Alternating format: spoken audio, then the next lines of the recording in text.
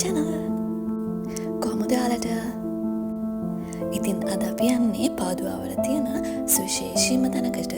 ඒ තමයි ශාන්ත අන්තෝනි බැසිලිකා දේවස්ථානය.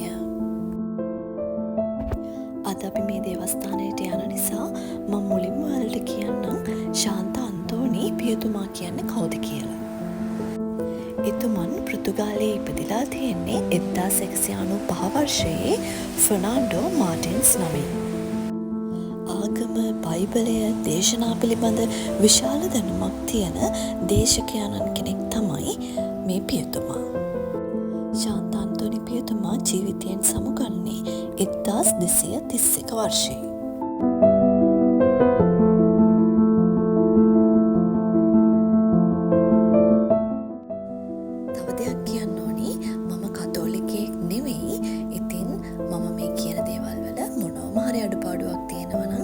වෙනුවෙන් සමාවිල්ලනවා සහ මම දන්න දේවල් ඔයාලත් එක්ක මේ විදියට ෂෙයා කරගන්නවා. ශාන්ත අන්තෝනි පියතුමාගේ මරණයෙන් වසරක් වගේ කාලයක් ඇතුළත මේ දේවස්ථානයේ ඉදිකිරීම් ආරම්භ කරලා තියෙනවා. ඔයාලට ඇතුළේ වීඩියෝස් දැක්කම තේරෙයි මුළු ගොඩනැගිල්ලම අලංකාර කලාකෘති වලින් නිර්මාණය වෙලා තමයි තියෙන්නේ. අපි මේ බැසිලිකාව වන්දනා ස්ථානයක්වත් නෙමෙයි, කලා ඉතිහාසය සඳහා ඉතා ප්‍රසිද්ධ වටපිටාවක් හිමි දේවස්ථානයක් විදියටත් නම් කරනවා. ශාන්ත අන්තෝනි පියතුමාගේ ධාතුන්, ඒ කියන්නේ අවශේෂ තැන්පත් කරලා තියෙනවා මේ දේවස්ථානයේ. ඉතින් මගේ කියවිල නවත්තලා අපි ලස්සන බලමු.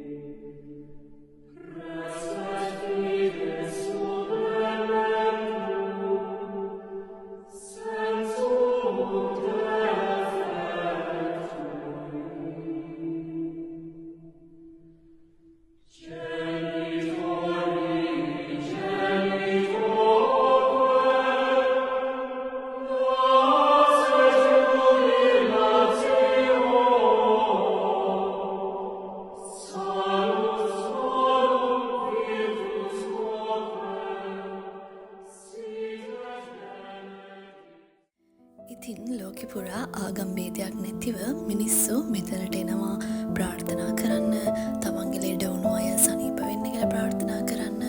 එතකොට තමන්ගේ හීන බලාපොරොත්තු ඉෂ්ට වෙන්න කියලා බාර වෙන්න මේ දේවස්ථානයට එනවා.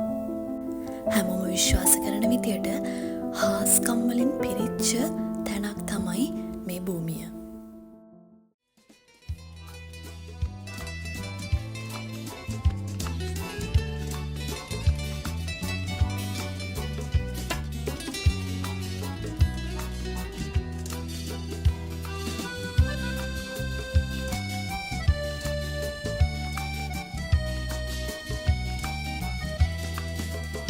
पादुआ में तुले सेदुआ पहुँचले पादुआ पल्ली अंतुनि मुनि दिले.